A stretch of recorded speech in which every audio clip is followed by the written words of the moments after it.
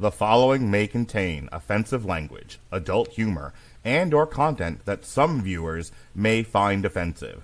The views and opinions expressed by any one speaker does not explicitly or necessarily reflect or represent those of Mark Radulich or W2M Network. Please listen with caution, or don't listen at all. Hooray for Hollywood, where stars are living large, in mansions with their servants and their credit cards in charge, with fame that's fleeting, but the egos never change, where everyone's a genius, except the ones who really arrange. Hooray for Hollywood, where the scandals always sell, where every whispered secret is a new tabloid's tell. Oh, how we adore the endless red carpet galore. Hooray for Hollywood, where less is always more. Ladies and gentlemen, boys and girls, children of all ages, you are listening to a Radulich Broadcasting premiere podcast, Damn You Hollywood. And here's your host. He is a cat. He is not aware of trauma. He is Robert Winfrey. Yay! Okay. Purr for me, kitty.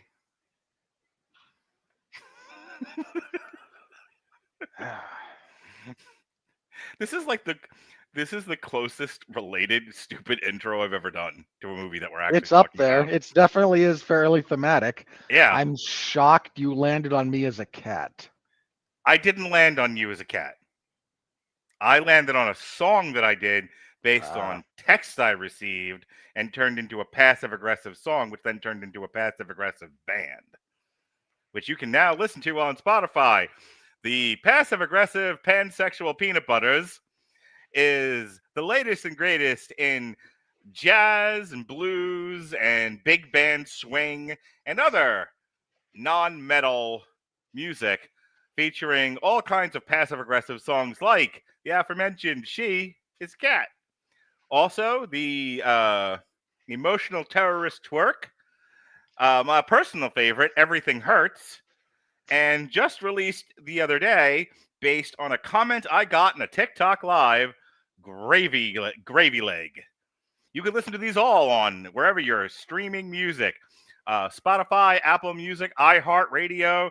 It's the passive-aggressive pansexual Peanut Butters. Anyway, back to you, Robert. All right. So is the follow-up going to be the aggressive asexual artichokes or something? Like, what are you doing here? Well, the original thing was I made a joke to my kids about pansexual peanut butters. Oh, sorry, it was the pansexual Peter Pan peanut butters. And when Peter Pan peanut butter is the worst. It really is. It's a horrible peanut butter. But I digress. So the whole thing was, like, I started doing these passive-aggressive songs. The number one right now, it kind of alternates with She is a Cat, but the two most popular ones are She is a Cat and I Am Not Available After 9. Because I got so fucking tired. Well, that is your anthem. Yeah. I only for the last 20 some odd years have I been doing these almost every night of the week. And yet that's when my mother, my ex-wife, my girlfriend, you people, everybody wants to bother me after 9 o'clock, send me text messages and phone calls, and there's a singing telegram. So yes, I Am Not Available After 9. Also a feature song from the passive-aggressive pansexual Peanut Butters. Anyway, the original name of the band was the pansexual Peter Pan Peanut Butters. And then I was like, well, I need a name of this. I need a name for a band, and we've already and I don't want to do Fra Diavolo. I've already done that. So I was like, I need a new thing. I'm like, oh, I'll call it that. That's stupid and silly. That'll get attention. Well, you're half right. We'll see. The point of it is, for our patient audience waiting for us to talk about Zootopia, is that I didn't want to use Peter Pan peanut butter because I didn't want to be sued by whatever company makes that, or by whoever, even though Peter Pan I think right now is in the public domain. I don't want to do Peter Pan peanut butters and then get sued by the makers of that particular brand of peanut butter. So I took that out of there. But since all of these songs are kind of passive aggressive, There's a name. I took Peter Pan out and put passive aggressive in. There we are. Hey, Alexis is with us. I can't read the Sanskrit that you're showing. Well, I didn't know if I was allowed to turn off the mute button. And yes, Peter Pan, the works of J.M. Barrie's Peter Pan are in the public domain. Wonderful. So you would actually be just fine if you wanted to. You could not- claim I- you could I- claim I- that they're not. What you're doing is not related to the company that makes peanut butter. Again, I think if you do it in that order, though, Peter Pan peanut butter, you are evoking the food, which would not be. You should just reverse it then. Peanut butter Peter Pans. Yeah. Look, Pluralized Peter Pans. if we've learned anything from last week's review, it's that as long as your stuff is profitable, they don't care that you decided to make the Wicked Witch green, even though that was definitely a trademark of MGM. They will just kind of leave some stuff alone. That's true. Anyway, with our rambles out of the way, tonight, everybody on Damn You Hollywood. We've already aggravated at least one person on YouTube, according to the comments, but go on. Apologies, dear. I'm not apologizing for shit, but go on. You don't have to. Let me do it. This is why I do my job. Wonderful. Apologies for the rambles, but we are talking about Zootopia 2. Zootopia, if you will. Yeah, Zootopia 2, although also known as Zootropolis 2 in some markets, is a 2025 American animated buddy cop film produced by the Walt Disney Animation Studios. It is the sequel to Zootopia from 2016. It is directed by Jared Bush and Byron Howard, written by Bush, produced by Yvett Merino, Ginnifer Goodwin, Jason Bateman, Shakira, Idris Elba, Alan Tudyk, Nate Torrence, Don Lake, Bonnie Hunt, and Jenny Slate reprised their roles from the first film, joined by newcomers Ke Huy Quan, Fortune Feimster, Andy Samberg, David Strathairn, Patrick Warburton, Quinta Brunson, and Danny Trejo. I was going to say, if you go through this entire cast list of celebrity cameos, we are never getting off the show. I mean, my God, this goes on forever. Wilmer Volomera, Jean Reno, Alan Tudyk, Macaulay Culkin, John Leguizamo, Maurice LaMarche. It follows Judy Hopps and Nick Wilde, the previous film's protagonists, who pursue reptile Gary the Snake Dick as they try to clear their names. Zootopia premiered at the El Capitan Theatre in Hollywood, Los Angeles on November 13th, 2025. Released in the U.S. on November 26th. The film received positive reviews, yada, yada, yada. It is becoming the 10th highest grossing film of 2025. Oh, it'll be much higher than 10 by the time it's all said and done. We'll get to that. All right. So we reviewed the first Zootopia back in 2016. Robert and I did. Alexis was not there. I will get to you just in a moment, Alexis. But I want to say that in hindsight, Zootopia wasn't just a hit. It was the moment Disney Animation proved it could dominate globally without a princess, without a musical number, and without Pixar's hand on the tiller. What looked like a quirky talking animal cop noir became one of the most profitable original films the studio ever released, earning $1.2 billion worldwide on a $150 million budget, a return rate that turned industry heads and rewrote expectations for what original IP could do in animation markets dominated by sequels. The financials tell the story plainly. A strong U.S. opening at $75 million, followed by a massive international legs that pushed the global total into 10-digit territory. For a non-sequel animated film, Zootopia debuted as the 5th highest-grossing original animated release in history, eventually ranking number 2 all-time for Walt Disney Animation Studios when they used to be good, behind only Frozen. The box office was a referendum, and audiences voted overwhelmingly for a film that didn't rely on a tiara, a songbook, or a row of nostalgic brand connections. Why, you ask? Because the film is written with an understanding of both craft and cultural moment that few animated films even attempt. As we said in our review, Zootopia succeeds not by reinvention. Its plot is well-worn, buddy cop mystery, but through execution shows sharp and almost hides in plain sight. Judy Hopps, the first rabbit cop in a metropolis built by beasts, far larger and historically more dangerous, isn't a princess with a predestined arc. She's a working-class driver with real limitations and an internal contradiction. Her foil, Nick Wilde, is equally layered, cynical, damaged by prejudice, and running a hustler's game until someone expects more from him. The magic is in how these characters are animated and voiced. Ginnifer Goodwin's earnestness translates into some of the most expressive facial acting Disney has ever produced, while Jason Bateman's dry wit softens into genuine warmth. Even supporting characters, Idris Elba's blunt water buffalo captain, Jenny Slate's meek sheep aide, Tommy Chong's Zen nudist yak land without feeling like one-note gags. It helps that the film's thematic targets are bigger than its fur-covered cast. Zootopia tackles prejudice, fear-based politics, and systemic inequality with the clarity kids can follow and a nuance adults can appreciate. The predator-prey divide mirrors race, class, and cultural tensions without ever collapsing into a single allegory. The film avoids preaching by letting characters stumble, sometimes painfully, through the consequences of their own blind spots. In a marketplace where DreamWorks was still leaning on dated pop culture references and sequels, Zootopia set Disney apart through timelessness. The humor is layered, like the DMV sloth, the involuntary wolf howling fits, the Breaking Bad sheep chemist, etc., but never at the expense of a character or a story.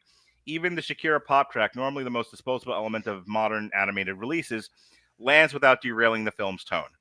Financial success is rarely a perfect proxy for artistic success, but here with the alignment is unmistakable. Zootopia wasn't just profitable, it was a proof of concept that Disney Animation could build billion-dollar worlds without a royal bloodline or Broadway-style power ballads.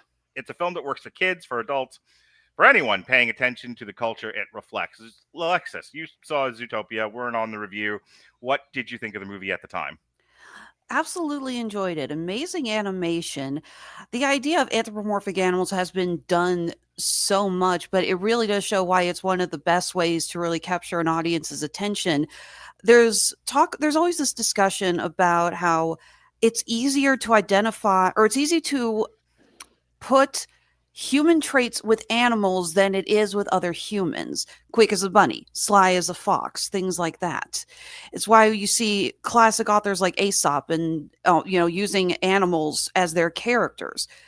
With humans, you have to build up so much of why they are the way they are. With animals, you kind of get the idea of their personality pretty quickly. So yeah, I loved it. I love the mystery. Thought it was much smarter storytelling than I was expecting out of an animated Disney film that preached to the furry crowd.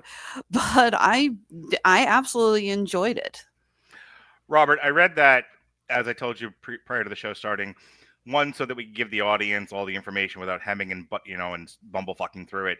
But I also was curious if it triggered any memories of yours, any reflections. If there's anything you want to add to that, upon reflection about the first movie, 9 years ago. Nothing really. It's fine. Like a lot of our praise and a lot of the esteem the movie has is somewhat artificially inflated by comparison. It's not bad. Let me be very clear about that. When I say its esteem is artificially inflated, it benefits tremendously from comparison to its contemporaries rather than suffering for it. If you put this against like the other major Disney classics, how's it do? It's a lot more middle of the pack than standing out. But it didn't come out with the bona fide stone cold classics. It came out when every one of these things is preachy, nostalgia laden, and largely not very good. And in the years since, well, DreamWorks had a little bit of a revival with The Last Wish, which of all the movies that were like genuinely great, the Puss in Boots sequel being one blindsided everybody. Sure. Yeah. Absolutely. Wish absolutely blew up on the launch pad. Yeah. You know what? The argument has been made clear and clear that film was made with AI. The script, at least. Yeah, that's what I mean. But so where we've arrived now is a slightly different place. But I'm not going to do a ton of revisionism on it. I'm just going to say that,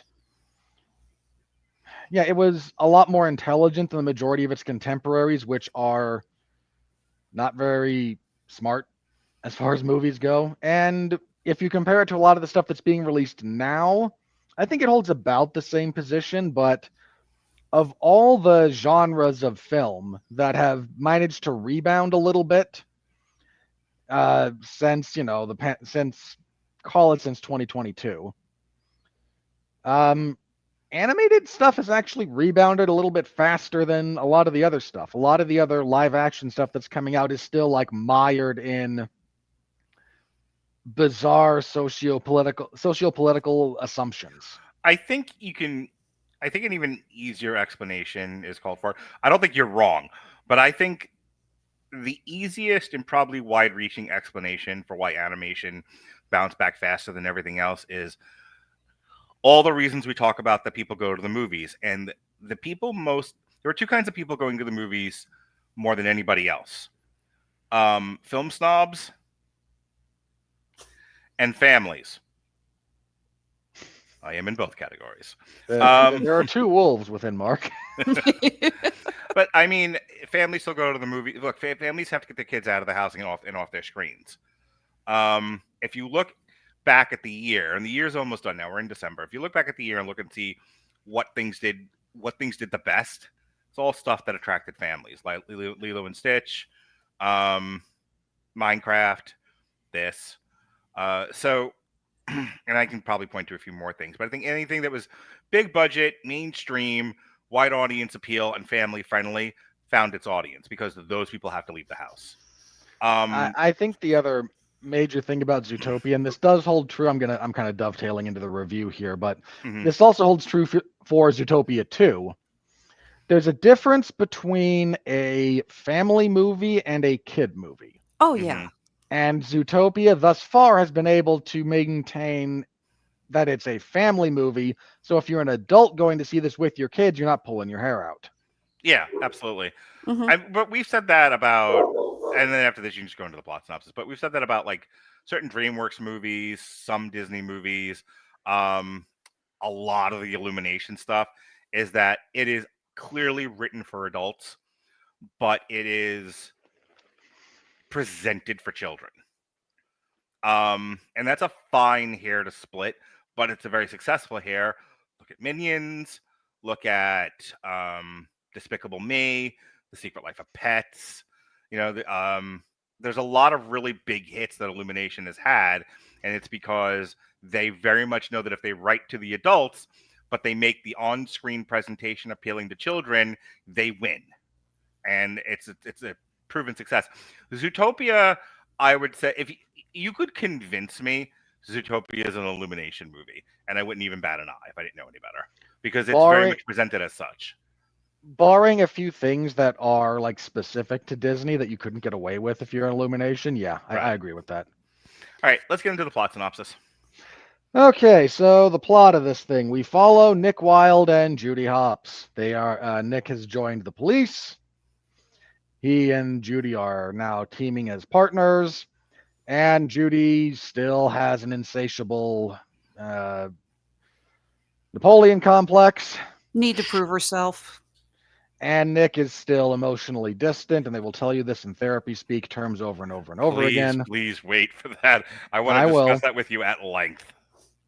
Oh, I don't have a whole lot to say about it. I know what we'll get to it. Okay. And to this end, they kind of screw up a bust of an aardvark that is smuggling things in. It turns out one of the things he smuggled in was a snake. At least that's what it looks like. And Judy's like, oh no, there's a snake. Reptiles haven't been seen in Zootopia in forever. Yeah, Zootopia was established in the first movie as mammal only. So no birds, no fish, mostly because you have to draw a line in the sand saying, okay, well, if they're not eating, the animals aren't eating each other, what are they eating? And at what point do these animals still have sentience? Yeah, it's an awkward line to try and figure out there, but so there was no reptiles, but now there's a snake that's been smuggled in. And no one believes her because, of course, no one believes that there's a snake. In my boot. We'll see you for Toy Story 5. I did, in fact, miss a gag where he was hiding in a boot, but because they screwed this up, they've kind of they accidentally crushed a statue of Willy Wonka, whoever the founder is. Ebenezer Linksley. Thank you. And they've made a bit of a snafu for the department, so Idris Elba sends them to partners counseling and sticks them on desk duty because you're a liability and you're a loose cannon and all the cliches. But Judy can't let it go because she is obsessive. And she drags Nick along as they decide, okay, I've found evidence that the catering company that they were using is catering the big celebration of the Zootennial, the 100th anniversary of the city being founded. And on display will be this journal, the MacGuffin. It's got the blueprints for the weather walls, because what makes Zootopia work are these giant walls separating the districts that completely create encased atmosphere. Biomes.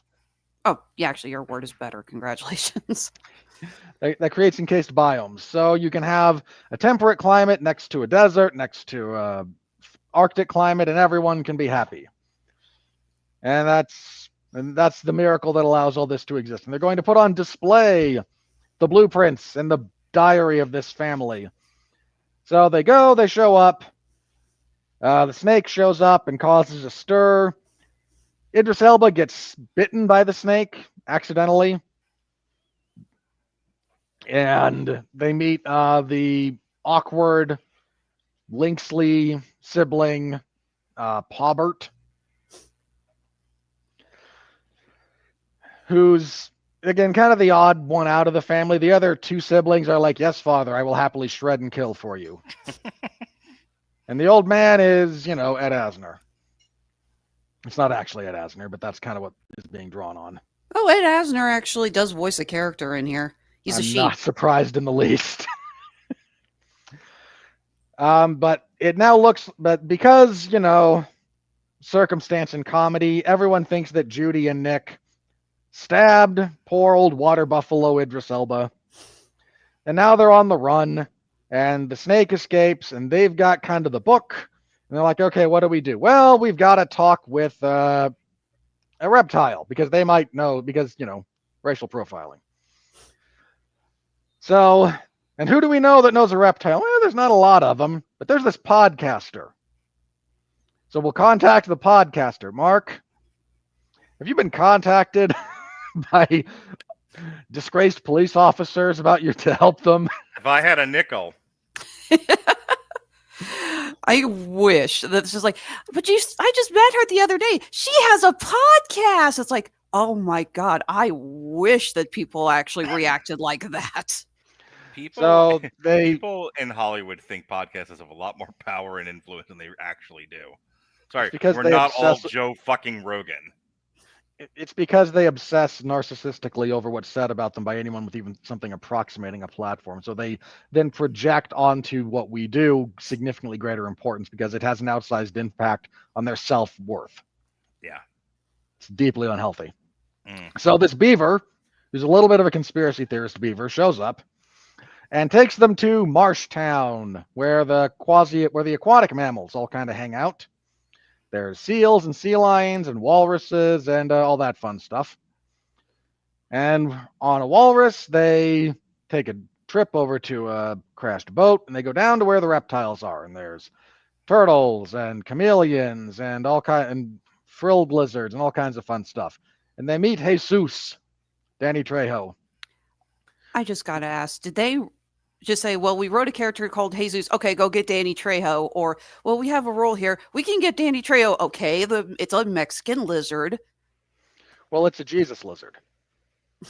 I once saw the Jesus lizard open up for Metallica in 1989 at Nassau Coliseum. Look, if she's going to keep interrupting you with bullshit, I'm going to interrupt you with bullshit. Don't give me that look, motherfucker. Okay, come to Utah. I got working lungs now. I'll come to Utah and slowly come get you. Very slowly. Like a turtle. No, he is a Jesus lizard. They're the lizards that run on water. Jesus Christ pose. Plumed basilisk is the. I forget their actual title, but yes, thank you. So Danny Trejo says, "Well, it's a metal book, so it clearly never mind. Bad to make a bad joke." And he says, "So there might be something on it that only a heat-seeking viper could read." Like the guy that you chased off. He was clearly a pit viper. They get raided about then because they're constantly being chased. They're able to escape. But their escape goes sideways because they chase the snake, which shows up and steals the book, apologizing the whole time because Ke Huy Quan doing a Jackie Chan impression. And he jumps into a waterway transit that is very long and is not good for land-based mammals that don't have the oxygen capacity of certain creatures. Judy nearly dies. Nick is able to save her. They fall out of the tube, and she gets annoyed that they let him get away instead of just letting her die bravely in the pursuit of justice. But there's a couple of goats right around there, not the fainting kind, thankfully, and they point them to there's a place at the top of this mountain. That's probably where your guy went. So they climb up. They're attacked again, but the snake is there. They start piecing together from clues that other people have pieced together that snakes and reptiles used to be part of Zootopia. And as that place falls apart, Nick gets caught, but Pawbert and the snake, who is again Gary the snake, show up and they save Judy.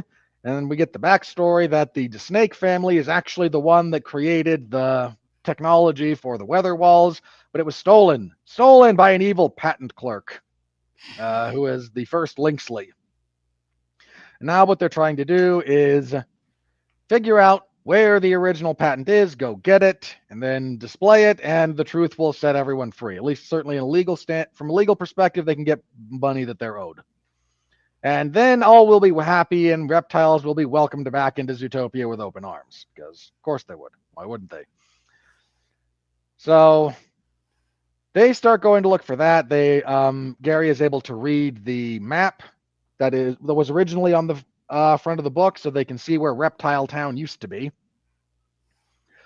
And they figure out where that is. Nick and the Beaver escape from jail and actually release a whole bunch of criminals because comedy. And the Sloth shows up because we need a callback and drives them, is able to be their big fast driver. The other three crash through burning mammal. The puns.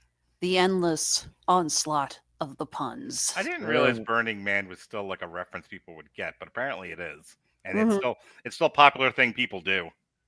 It's more popular now than ever because the hipsters got a hold of it about 10 years ago. Well, now you didn't read the news about last year's Burning Man about the orgy tent blowing away? There was that. There was an orgy tent? There's always an orgy tent. Always. Damn it. There was one, like it was maybe 2 years ago at this point, where it rained on them and no one's car was ready for the mud that desert flat turns into when it gets rained on. So they all got stranded there. You know, as somebody who looks down upon that sort of thing, I'm sure that brought a smile to your face there, Winfrey. It did, in fact, amuse me. Sink in the mud, you dirty, filthy perverts. God is angry with you and he punishes you with mud. Among other things. Anyway, please finish up. Anyway, they get into the part of the weather wall. They turn power on to a defunct area where now we can light up where Reptile Town used to be, so we can go find it and then navigate our way to this house where the deed will be, where the original patent is kept, and then Nikola Tesla can get his just desserts finally, instead of all of them being stolen by that evil Edison. Good. Nick shows up. The cops show up. We get our swerve bro with Pawbert being evil. There's a big race across the snow. Eventually, the heroes win. We get a Shining reference because, of course, we do. We also get a Simpsons reference in there because Nick finds a shortcut through the hedge maze. I had to nudge my kids and explain to them what the fucking hedge maze thing was. As if the tube going womp womp wasn't enough of a hint. They've never seen The Shining. Why would they know that? They've seen Terrifier, but have not seen The Shining. That's the state. I'm not responsible for that for the millionth time. Zero blame. That is just a statement of reality. And there's a lot of movies I show my kids. I had no reason to show them The Shining as of late. So, eventually, the Linksleys are defeated. The reptiles are welcomed back into Reptile Town. There's a big Shakira concert, and then everyone looks to the sky and goes, "Oh no, the Eagles are coming for Zootopia 3." All right. How much you love the movie, Alexis? Well, first of all, the animation is really amazing. So many different landscapes that they have to build and animate and make it look realistic. You've got snow, you've got the jungle, you've got the marsh. You know, I mean, hell, just the scenes of the characters riding in cars, and you can see the wind blowing in their fur. And it's incredible the amount of work that goes into something like that. I was really, really impressed. I mean, yeah, it's Disney animation. It needs to be top of its game. But still, when you see the work that goes into details like that, it always blows you away. Voice acting is always great. Jason Bateman and Ginnifer Goodwin have so much chemistry when they talk. I love these two as partners. I love them as friends. And yeah, like I said, just trying to scroll through this crazy ass list of everyone they called in a favor on to do voices. Robert Irwin is the koala at the end, who it's like for Outback Island. Josh Gad is the mole that gets trapped in the donuts. Like, have you tried turning it on and off? Have you tried not being an idiot? I really wish Josh Gad were dead. Stop wishing death on people, you ghoul. You haven't been able to say that to me in a long time. I figured I'd tee you up for it at least once this year. Yeah, freaking Bob Iger. Freaking Bob Iger has a voiceover. He's Bob Tiger. He's the weather forecaster. The weather this weekend, everything. Just, oh my God, everyone. This is the new movie. It's like for like just one day, everyone in Hollywood was recording a line for this. But it was smartly done. Again, very good mystery, good buildup. I'll admit that the twist with Andy Samberg, Paubert, I thought was kind of lame. Not because I thought the twist itself was lame, but I really didn't like the reveal. There was a twist last year. I remember. It's like, really, all the ways you could have had him reveal that he was the villain. It's like, that's what you go with. Really? It doesn't help that his plan is also dumb as hell. Yeah, basically, it's like, look, his entire plan there is, okay, there's this buried thing that no one knows about that maybe could hurt us. I will find it with the help of our enemies and then burn it, and we will be safe. Like, no one knows it's there already. Your involvement in this is actively making it worse. You helped smuggle the snake in. If the snake never gets smuggled in, we never get started on this. You're an idiot. Pretty much. Love Patrick Warburton as the new mayor. I know some people can't stand Patrick Warburton, but it's clear they're just like, look, just go have fun. And I love hearing him just overact like crazy with this role as this former actor who's now the mayor. The Fabio horse. The Fabio horse. Yes, I love that. And yeah, I mean, I don't really know what else to say. This is probably going on my top 10 of the year. I had a blast watching it. Again, so many references. I'm glad I was the only one in the theater because there were so many references. I actually shouted, "Are you kidding me?" But they were funny, unlike all the references in Wish. The Ratatouille scene, I shouted out. The Shining reference, I shouted out. Just so many moments, just like, wow, okay. Actually, that'll do, pig. Shouted at that too. There's a nice Lady in the Tramp reference. There's a bunch of them.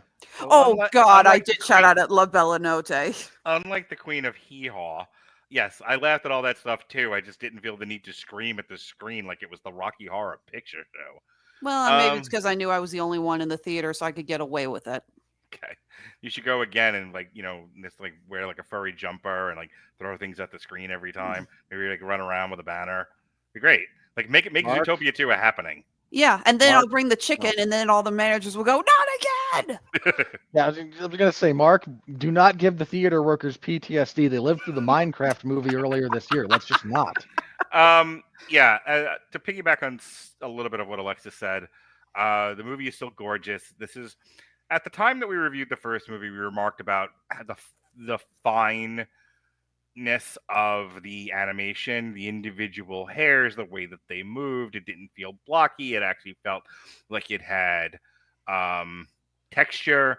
It felt like there were gradients. So that made the world feel lived in, felt vibrant, very colorful. This movie, more of that. I mean, when Disney isn't beating their workers to death, they can actually put out a a halfway decent product. The story is fine. It's well-worn territory, but so what? It's a kids' movie that adults can go with their kids to see and not want to punch themselves in the nose. All the voice work is fine. It's as good as it was the first time around. Still continues to be good. I like the relationship between Judy and Nick.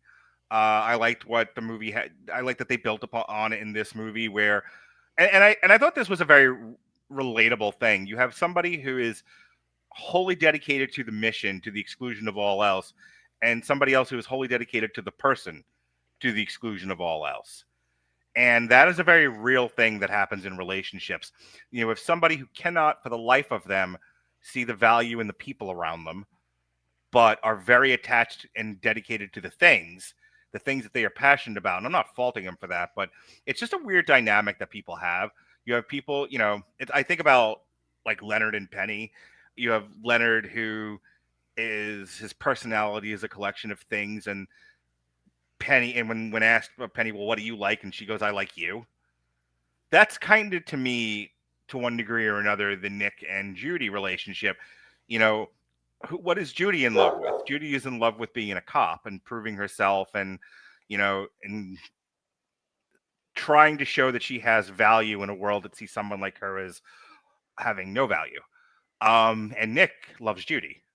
Don't argue with me about semantics. I'm using easy language. But that's their relationship. And I like that the movie played with that. Did some really fun stuff with it. My really one bit negative thing to say about this, and I'll give it over to you because I don't have it that much else. Yeah, kids and I had a good time at the movies. I don't even have any fun stories about it, other than having to nudge them and explain to them The Shining, which Jonas kind of knew about by reference, but didn't really understand what was happening, so I had to explain it. But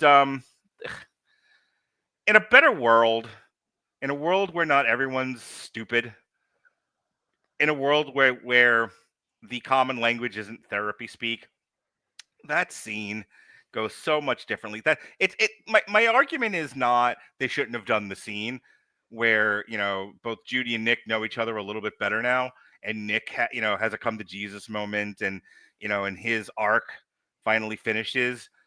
That's all well and good. It's just, in this movie, it had to be done by fire hose therapy speak, as opposed to the way humans actually talk to each other when, you know, we're not living in the worst timeline. I watched that and I was like, I can't wait for Rob to see this. And I'm really sorely disappointed that you're not like overreacting and setting the podcast on fire about it, because I was really looking forward to that. So, you know, outside of that, like, I can tell you why. Yeah, no, I'm going to tag you in and you can go right into it. But other than that, like I said, this year has been so bad. There have been so many disappointments that this one, just kicking a 30-yard field goal straight down the middle and getting a nice 3 points, feels like a touchdown. I'm watching Monday Night Football. Robert? Are you? So the reason I'm not trying to burn down everything related to that stupid scene is kind of as follows. So to set the scene, Paubert has turned on them. He has stabbed Judy with viper venom, but Gary has his own anti-venom pen, and Nick is fighting with Paubert over it, and they're out on a ice shelf that's about to collapse. And the pen is kicked over to Gary, who injects Judy, who wakes up and then saves Nick from falling off the cliff as it breaks, which is actually not nearly all that dramatic, because like 2 minutes later, we see Paubert just running through the snow wherever he fell. I wish that had been played more for laughs. Like, oh, you fell 2 feet. Who cares? But like trying to make that a big dramatic moment fails miserably. But in the aftermath of this, they resolve their personal conflict with Nick word vomiting a bunch of therapy talk, and Judy word vomiting fire a bunch hose of therapy speak. That's the phrase. Okay. Yeah, as Nibbles put, wow, that was an overshare. They both do this. And I'm sitting there in the theater, and I'm by myself. And this starts. And I laugh. This is the only reaction I can have. I am stuck in a place, mentally, personally, where any time... one sec. Sorry. Gesundheit or just clearing Keep my going. throat. Where anytime characters do this, where they just vomit therapy speak at each other, I have to laugh because I assume it's parody. I have to assume this is the writers going, this is a joke. This is a moment of levity. This is comical. Because if you approach it with the idea that this is sincere, it is so mind-numbingly stupid that you would have to just burn down the apparatus. No one speaks that way to each other. Moreover, if you choose to engage with a fellow human being on those terms, the end result is not catharsis and reconciliation. Even if it's doubly so if it's two people doing it. You just talk past each other, nothing happens, nothing gets resolved, and you wind up still on the treadmill. Like you're just on hamster wheels. And all you've done is annoy the audience. So anytime we get characters doing this, I assume we have chosen this vehicle for comedic purposes. I was more okay with it here in no small part because we do set up the therapy speak as something they do a lot in this for comedic purposes. But don't do this, guys. Writers out there, do not do this. So here's the thing. It was in earnest, but somebody who's probably an adult saw that, and everyone fought for it because all men should go to therapy, and therapy speak is the new language, the new common language. And there's one adult in the room going, I will relent to you children in keeping this in if we have the beaver do an Avengers joke. Now, you know what I mean by Avengers joke, and even if you don't, I'm going to tell you anyway. So you have been commenting, at least since Ragnarok, that you can't have a serious moment in the MCU anymore. That no matter that, even if they're addicted to bathos. Even if you have a serious emotional beat, it has to be undercut with a stupid joke. So they just did an MCU. They just did an Avengers. They did the fire hose therapy speak, and all the children went, I feel validated. I feel seen now. And they were like, and then they're like, okay, now undercut this because we want to have plausible deniability that what you just said is true, that this is a fucking joke, that they're not serious when they're not serious when they have people speaking that way to each other, that this is the way people are supposed to talk. So now everyone's happy. They have plausible deniability. They undercut that scene.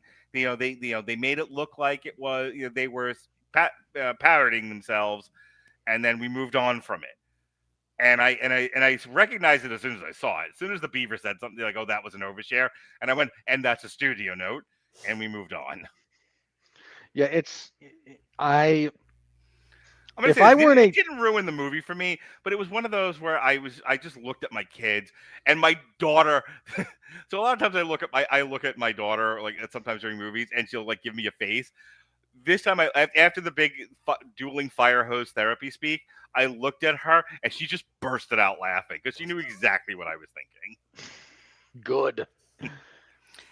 We're slowly starting to save your daughter. because well, the thing of it is my daughter. If my daughter didn't have me as a father, she only had, and I'm not making a crack about Melissa, but if she only had Melissa, she would be one of these people. But she has me as a father, so anytime she starts to drunkenly veer off the wine of therapy speak, I go, no, this is not how people talk. That you're using a gun to scratch your back. Don't do this. And she corrects, and so now she learns. My son, I have no problem. Please don't use the handgun as a Q-tip. It is not a butt scratcher. Butt scratcher. Anyway, keep going. So yeah, that scene. Of course, I didn't like it, but I have decided to take any scene like that done that way so unseriously that I can't get mad at it anymore, just for my own mental health. Okay, you're a profound disappointment, but keep going. I'm aware. So no. Robert, keep going. Keep going. I think if I had another gripe about this, it's too similar to the first one. Really? And maybe some of this is maybe just me having to go on recollections of the first one, and I haven't rewatched it, so I'm going off of memory here. Mm-hmm. But we're doing another racism. That's what we're doing, right? We're doing a let's confront a racial issue. In this case, Robert, there's still a lot of racism in the real world. I don't care. Stop. Objection. Wait. Overruled? No. What am I? Am I a judge or am I a lawyer? Doesn't matter. Robert, shut up. That was a genuine, like, hey, there's a thing in the world they're dealing with it. I keep telling you, don't do the I don't care thing. That's a legitimate point she's making. Thank you. It's a legitimate point, but don't thank me.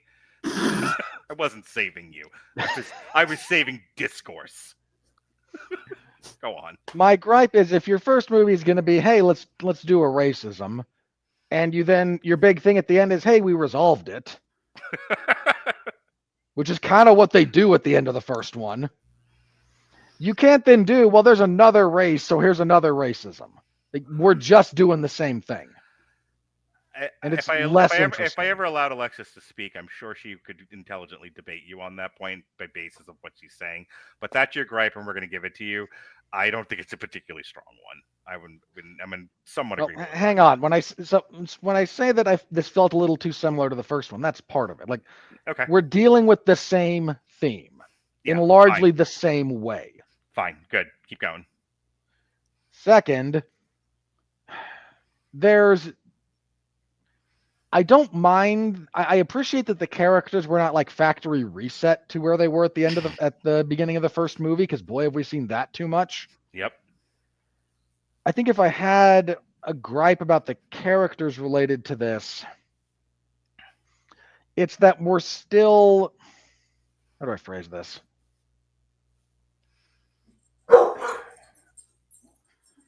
All of the character interactions don't feel really different from how they interacted in the first one.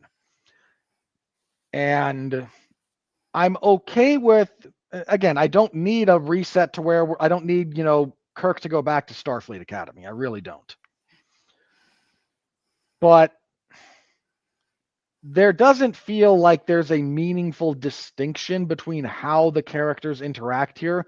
The stuff between Nick and Judy is carried more by chemistry than by content and by the strength of what they're actually doing. It's a case of performance strengthening somewhat weaker material. I will give you this. Nick is a little too one note for most of the movie. He wants to give up too quickly and too often. Yeah, that's a big part of it. And we've already done the Judy has an inferiority complex thing. Right.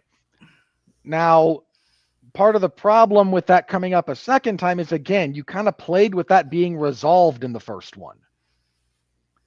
So unless the reason it's here is she's constantly trying to work on it throughout the course of the movie, then it just feels like the characters are stagnating a little bit, and she's not working on it. She sort of resolves it by doing what everyone does when they use therapy talk, and, oh, hey, I acknowledge I have a problem. In the immortal words of Todd Chavez, that's not enough. Do better. Senator, you have to do better. No, that one works because of the context. I know, but you remember that. You watched BoJack with me. Yes, and I just like the Senator, you have to do better line. I like you saying it. Yeah, that one bothers me for different reasons. That should tell you the same words, the exact same words, work in one context and fall horribly flat in another. So I tend to agree with you that I can kind of forgive Judy, because Judy's whole character is her myopic, self-obsessed fixation on being a police is everything. Nick bothered me because while I accept that the other one can't veer from the path, this one's like, well, I've been a cop for 5 minutes and it's not working out, so I give up. I feel like it was the writer's way of saying he's kind of a shitty person and he's trying to not be so shitty by the end of the movie. But it just, to me, got grating after a while, and and I'm kind of with Judy of just leave him behind then. Like at some point, if you can't be on mission, then go home. and this is going to sound really harsh to a lot of people, but I've kind of the last couple years now, if not longer, definitely the last 3 years in immediate memory, you don't want to be here, fucking leave. So Judy kind of getting to that point with Nick of you don't want to be here, fucking leave. I was like, well, I'm with Judy. This makes sense to me. That's the way you should be. And Nick kind of like, but I don't want to because I love you. But I don't love anything that we're doing. Also a little too real for me. But I don't think they wrote that as well with Nick. No, they did. And part of the other problem is there's a couple of moments when Nick's reaction to Judy should have been, we're supposed to be partners, for the love of God, listen to me once in a while. Yeah. You do nothing but bulldoze me. Yeah, I've been there, Nick. The problem is that's never his reaction. He never actually verbalizes the biggest interpersonal dilemma that they're having as far as their partnership goes. Right. Because she's a strong woman and he's a man, and he's not allowed to say that if you're in the writer's room. Nick did not stop and say, "Stop dragging me all over the clothing optional resort, woman. I just want to be still in the conversation pool." Whatever the appropriate equivalent of that would have been for this movie, yes. Good, we're all on the same page. So again, that's kind of missed as far as what are you doing with this character? I don't know. The part of my other problem I think that I'm running into personally with this is we're just doing because we're kind of doing the same story and we're doing the same thematic thing in a lot of the same ways, and that just feels boring. I'm not engaged by that. There is a lot of good stuff here, lest this come across like I'm being super critical. I agree with the positives. The performances are all really good. The references are really good, really timely. They don't overstay their welcome. There's some really fun stuff to be had here, okay, let's go to the seaport. And how do we talk to the sea animals? Well, everything's hey bub. And we need a beaver to do this because beavers are, partially aquatic. And immune to snake venom. Thank you, Mr. Wizard. No, so when he gets done, she's like, yeah, I'm fine. It's like, I had forgotten. It's like, oh, yeah, that's something I had heard once. Like, oh, yeah, that's right. They just take a long nap and they sleep it off. I did get a kick out of the in-universe equivalent of the movie Alien being platypus. Good stuff. So, again, there's a lot of clever stuff here. There's a lot of good performances. This will absolutely reach the intended audience. If you liked the first one, you're going to like this one. Yeah, I think it's okay as a film critic to say this is a return, it's a retread. You're doing a retread. Here's the thing: for most people, what is familiar and what is comfortable is good. There's my issue there, and this is a broader issue. I'm okay with the world being comfortable. I'm okay with the very broadest of strokes being familiar and comfortable. When enough of these are the same, that it starts to get too uninteresting. You need ways to flavor it if you want to do the same thing over and over again.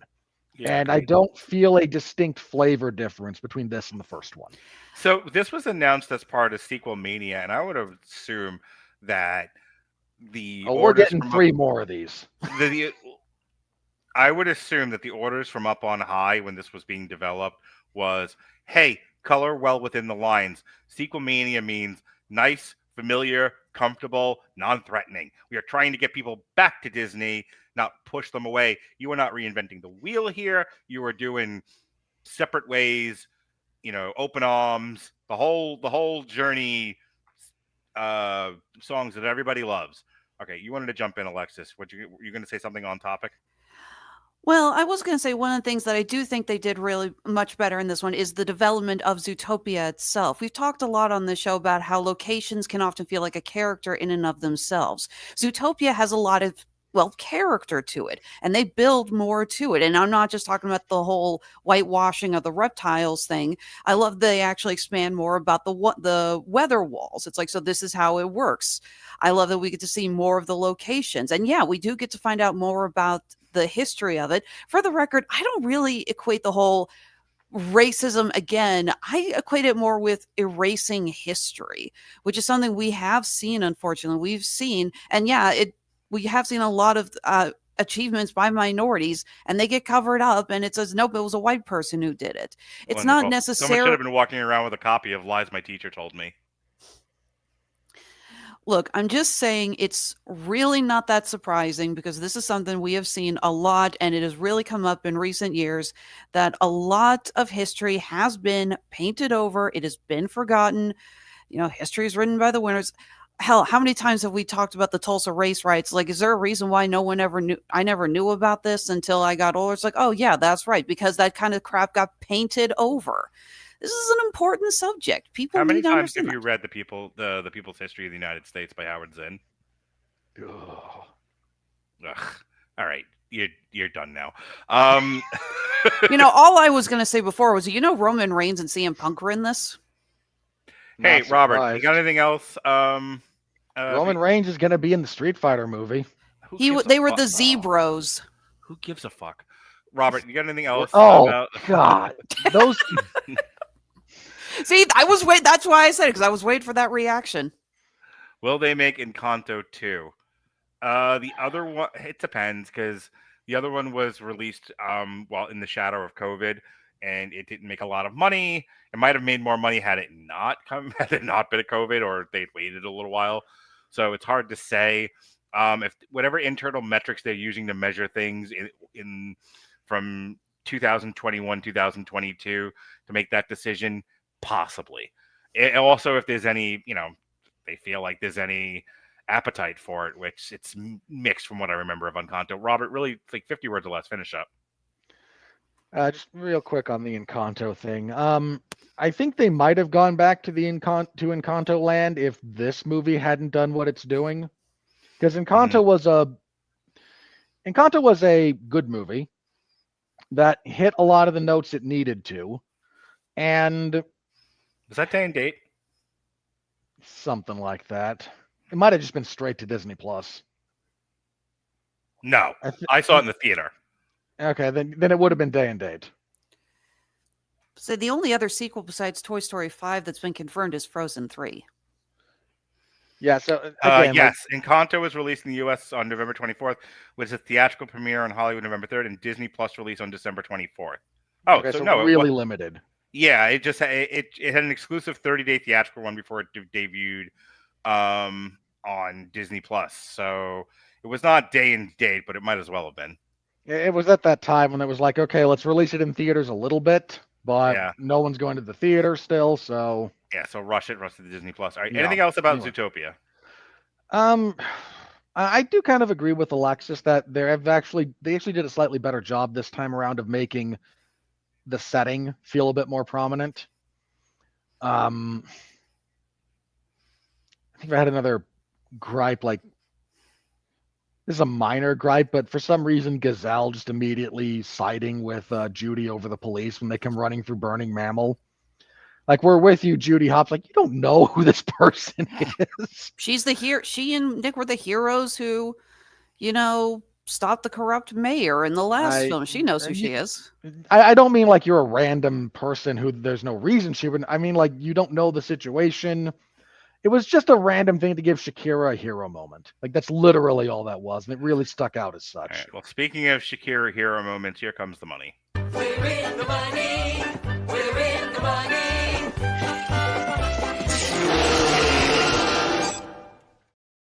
Ah, yes, now. Oh, there's finally actual money to talk about. Oh my God. The first time since like Minecraft, there's money to talk about. All right. So on a budget of $150 million, this thing has already made a little over $500 million, $500 million, 560.3. Yeah, this thing hit a grand slam. into the next ballpark. It is wildly Look, successful. I was like, did you guys see the Chinese markets? It's Oh, crazy. this Well, I'm is about the- to read it to you if everyone would let me. As of November 30th, 2025, Zootopia 2 crossed 158.8 million in the U.S. and Canada, and 401.5 million in other territories, for a worldwide total of 560.3. According to Deadline Hollywood, Zootopia 2 is projected to gross over 125 million in the U.S. and Canada over the 5-day Thanksgiving weekend, and over 270 million worldwide. The film exceeded expectations, grossing 158.8 million in the U.S. and Canada and 560.3 million worldwide through its first weekend. The worldwide opening gross was the highest for an animated film and the fourth highest overall.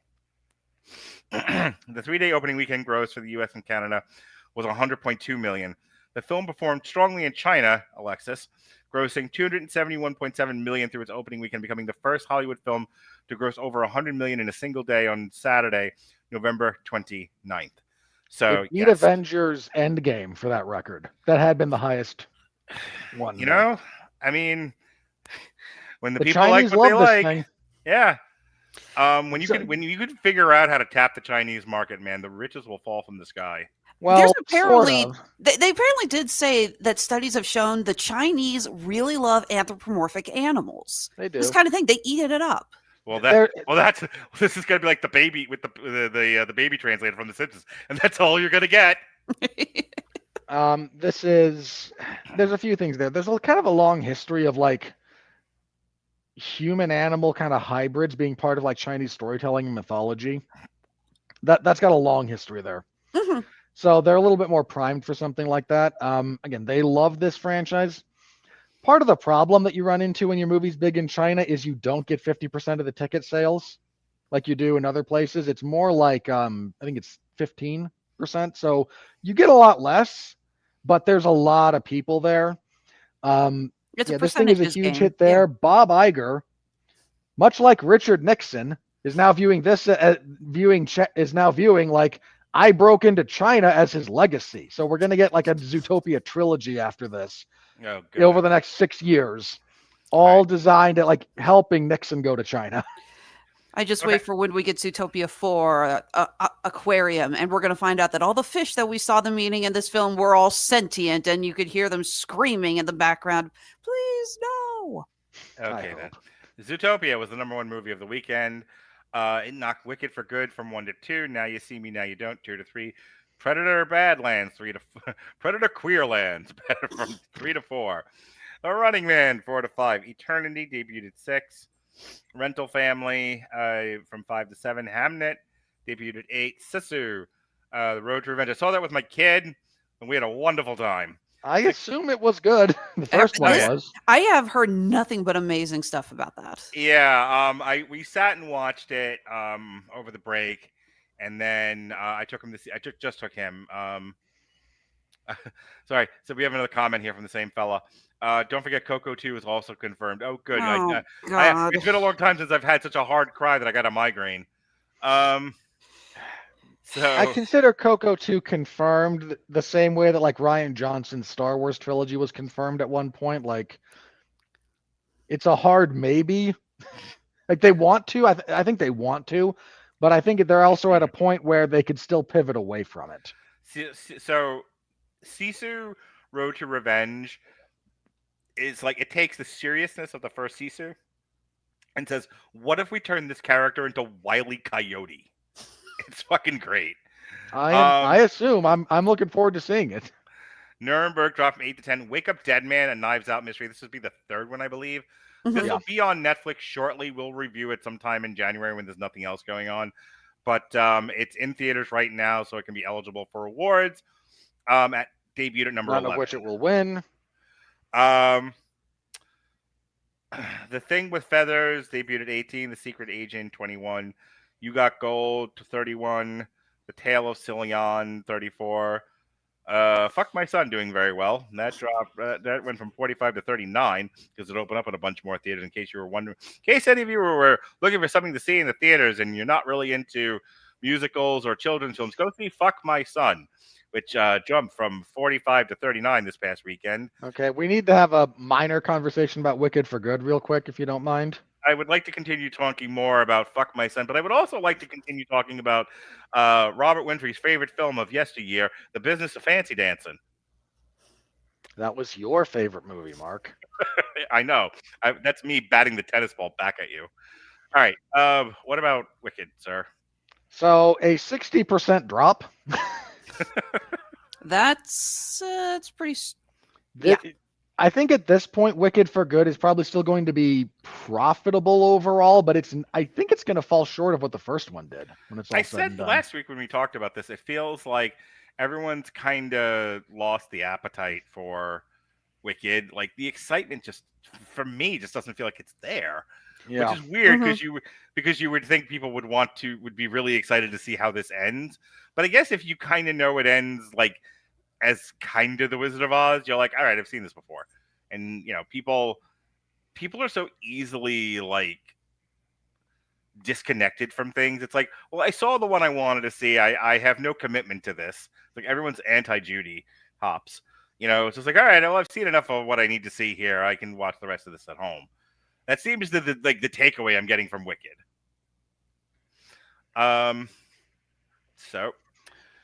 So worldwide. Well, the headline here is Zootopia debuts at number 10 in the top 10 and knocked secondary out headline. Demon Slayer, I think they finally updated this list. Demon Slayer was not at number 5 last week when we did this, if memory serves. Yep. So Demon Slayer now in the top 5.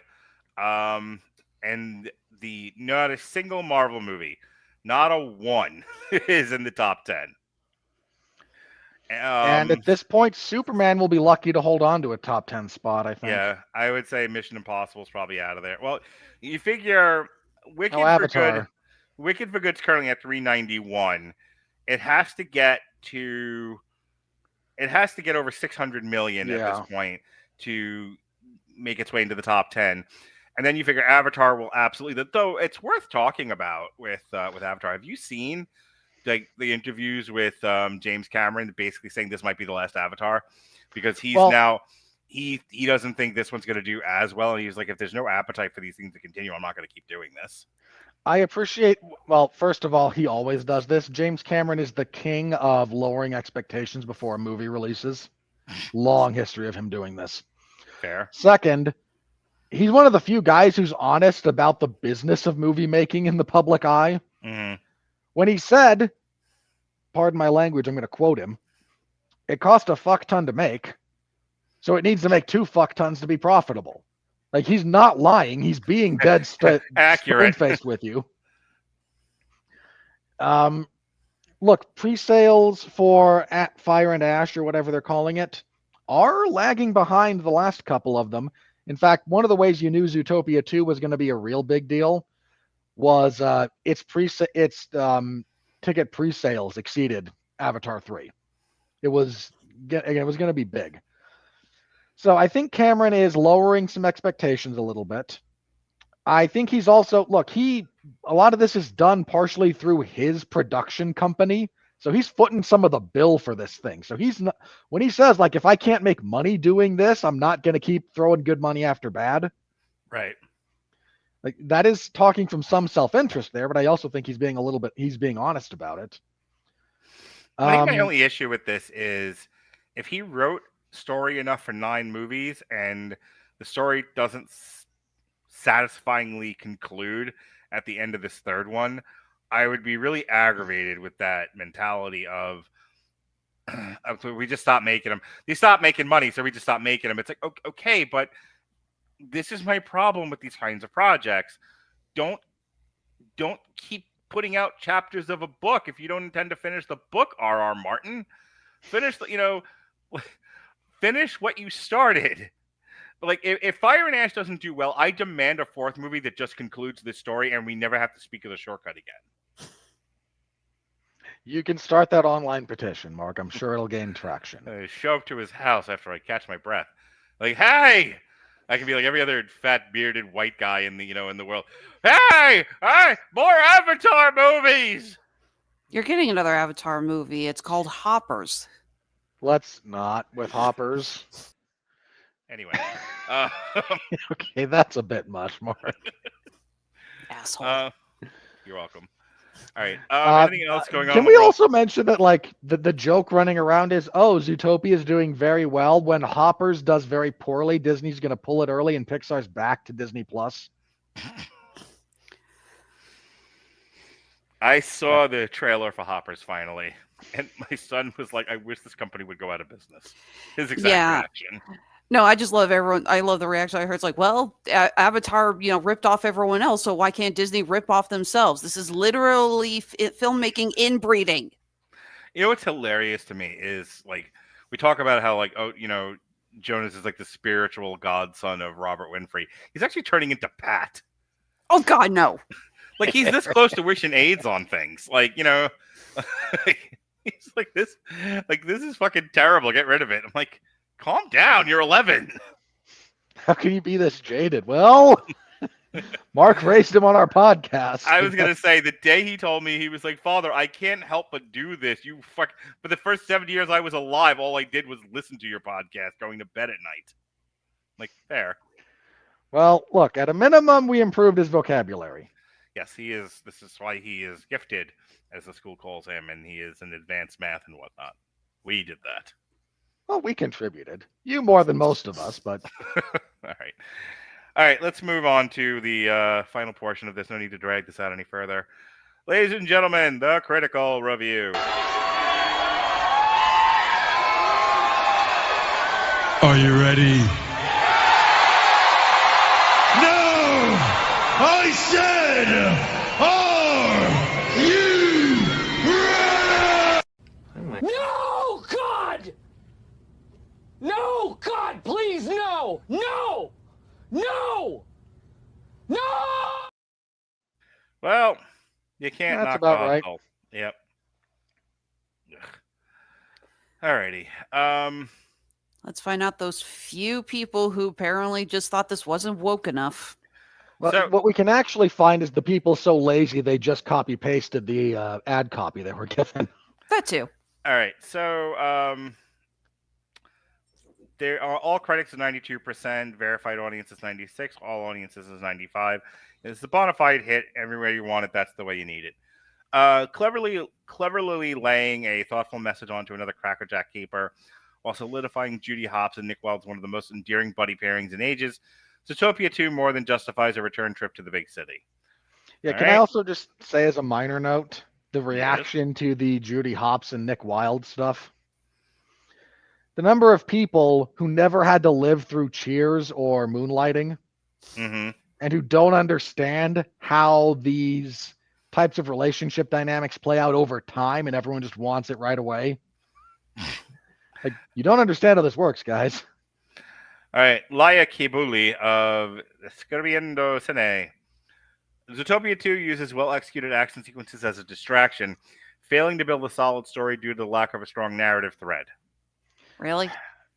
It's a better narrative. The thread and, like, again, the narrative and the mystery are better gimmicks than they are actual stories. Like I said, if you actually think about the story, not the theme, the story, a lot of it's really dumb.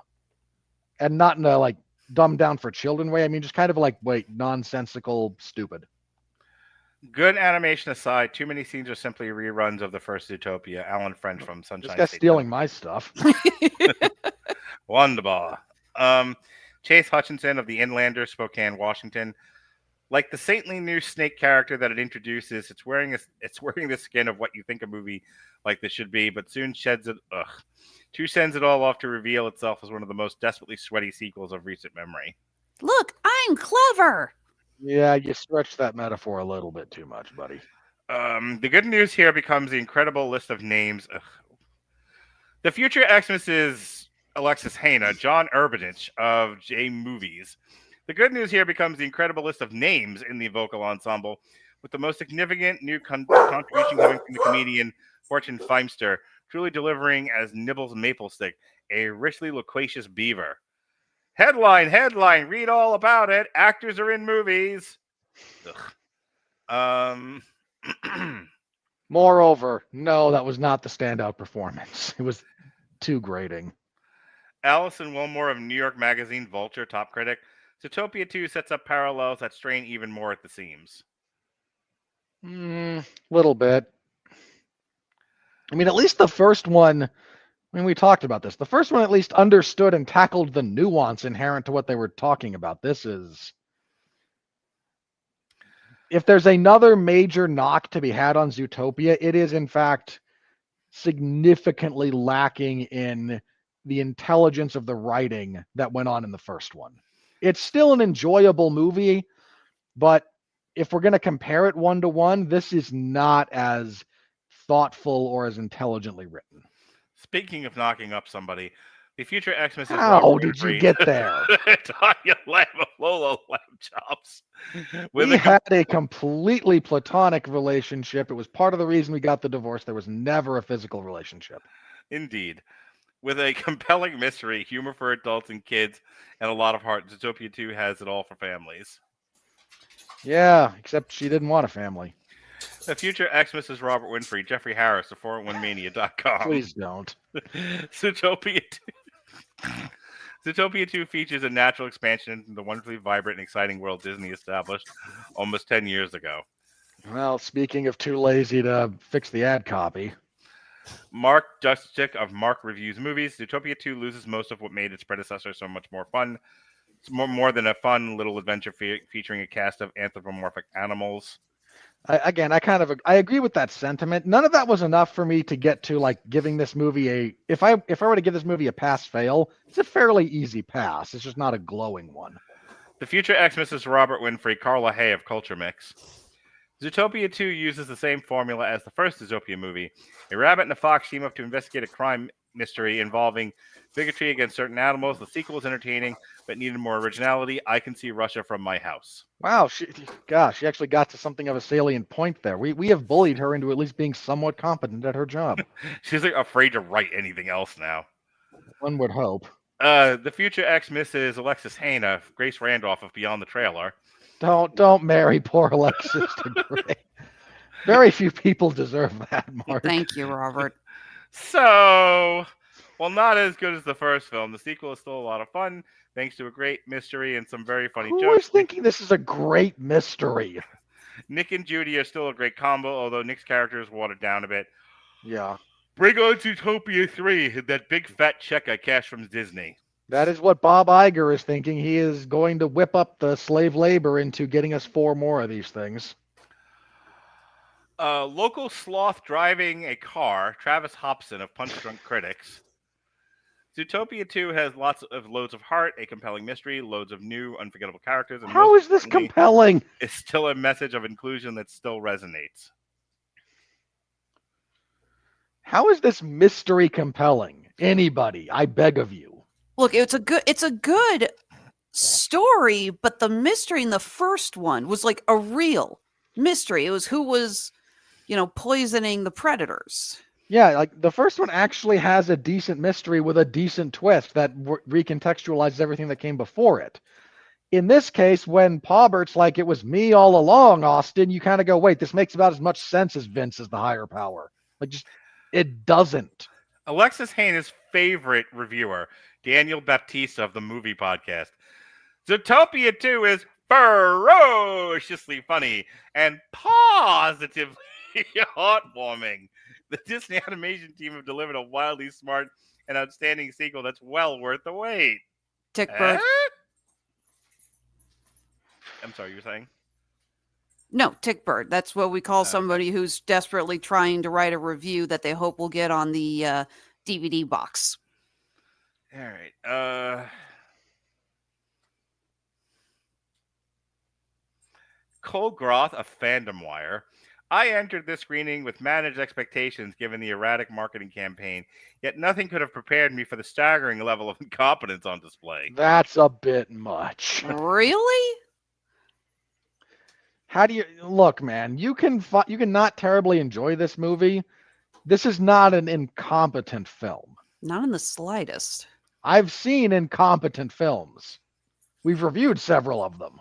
This year alone. Yes. In October alone. A lot in a chunk of November too. Speaking of incompetent, Linda Merrick of Hey You Guys, top critic. A genuine crowd pleaser. The visuals remain dazzling. Michael Giacchio's score is energetic and the mystery Nah. is genuinely compelling. This mystery is not genuinely compelling. You are just copying what they sent you in an email. I have the brain power of soap. Hey, soap is useful. Well, folks, soap is useful. I wouldn't eat that person's brain if given the opportunity. It might dull my intellect. Anywho, that's the end of our show. It's like Our threatened review- cannibalism. Can we not go a show without threatening to eat people? For God's sakes. No, it's part of the gimmick, man. All right.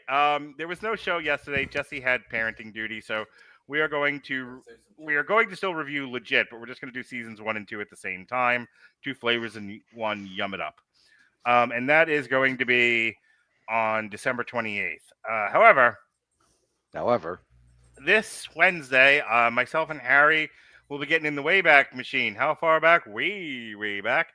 We're going to be reviewing The Era of Honor Begins. My God. One of the Briscoes is on that card. What a baby face he looked like. And I don't mean good guy. I mean literally look like a baby. If you've never seen the Briscoe versus Briscoe stuff when they both look like children. Yeah. Good golly, Miss Molly. They aged horribly and quickly. Speaking of aging horribly and quickly, we'll be doing a director focus on David Fincher this Thursday. We'll be looking at The Killer, Seven, and Zodiac. I will be joined by Sean Comer and the poor dear little cutie thing, Shay Tate. That dear girl. I what she signed herself up for. I don't understand it. Protect Shay from herself. God damn it. This Saturday. This is delayed from November because Evan Bevins always has a crisis. So we will be looking at Polar, the Netflix movie with Mads Mikkelsen, and we'll be comparing it to the original comic book of the same name. So volume 1 of that comic.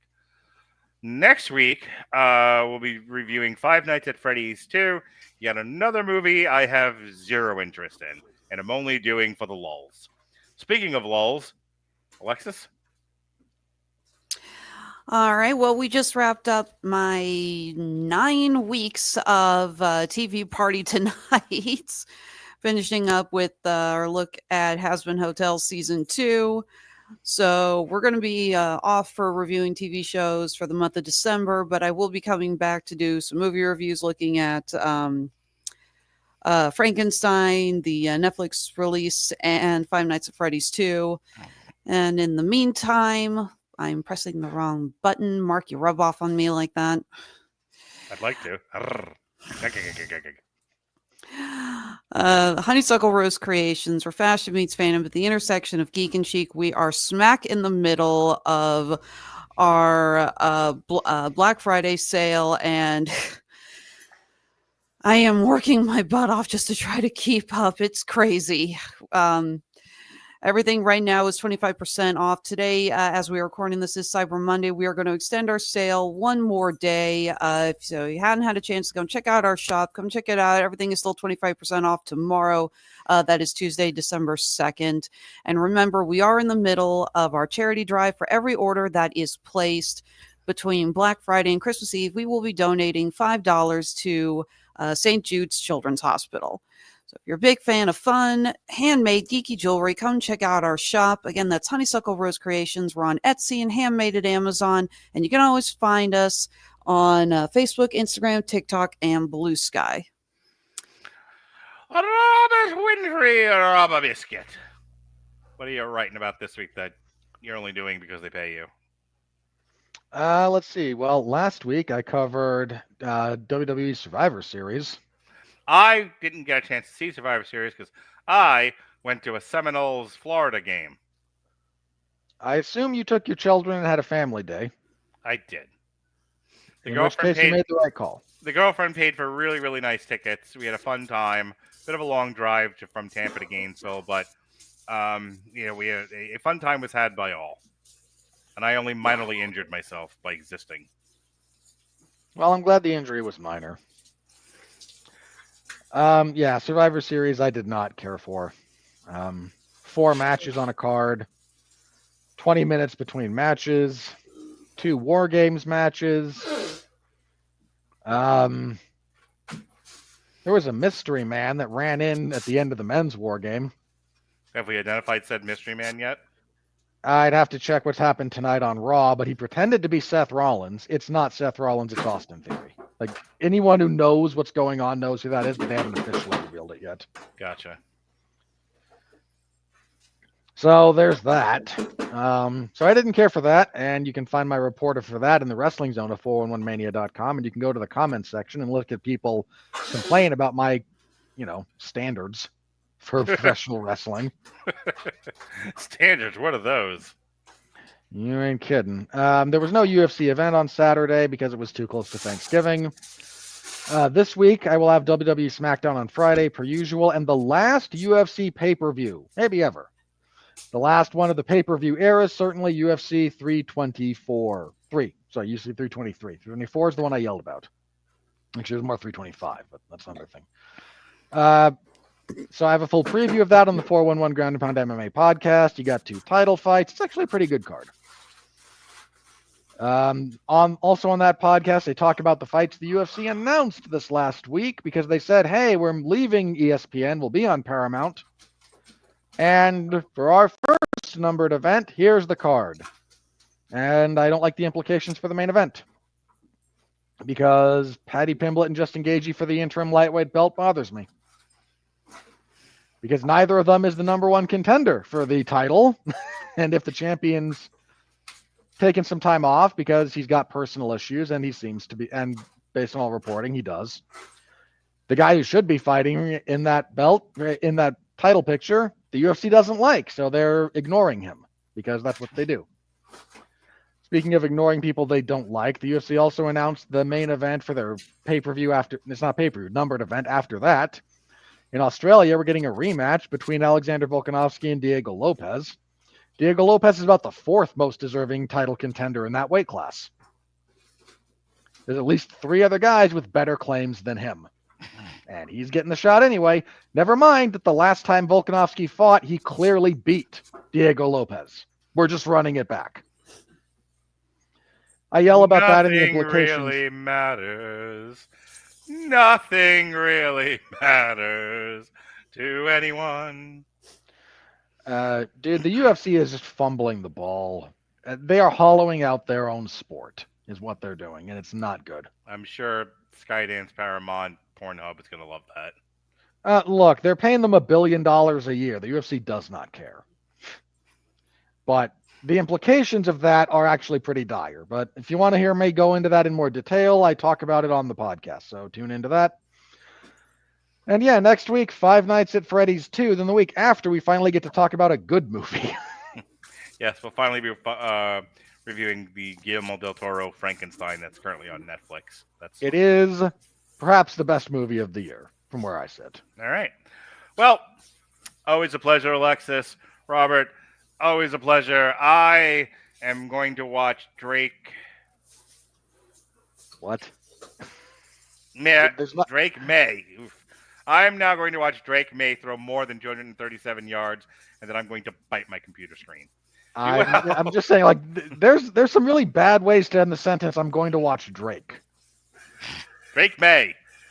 Drake May. All right. For Robert. Second Shining reference of the evening. For Robert. For Alexis. I can breathe. Be well. Be safe. And behave.